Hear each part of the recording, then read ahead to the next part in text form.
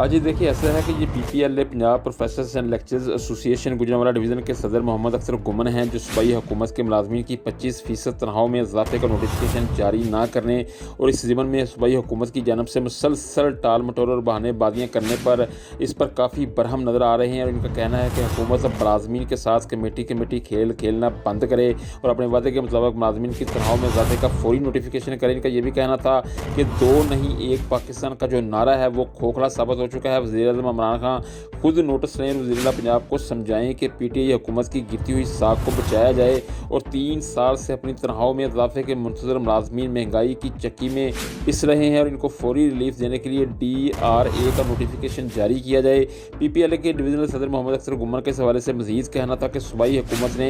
DRA notification के लिए 5 अप्रैल का टाइम मांगा था, लेकिन अभी तक इसमें कोई पेशरफ्त नज़र नहीं आई और अब पीपीएलए दीगर तंजीमों अगीगा एप्का के साथ कदम से कदम मिलाकर 6 अप्रैल को धरने में भरपूर शिरकत करेगी और इस दफ़ा सरकारी मुलाज़मीन हुकूमत के किसी झूठे वादे के फ्रेम में नहीं आएंगे और धरना उस वक्त तक जारी रखा जाएगा जब तक अरबाब इख्तियार तनख्वाहों में 25% इज़ाफ़े का नोटिफिकेशन जारी नहीं करते। जी।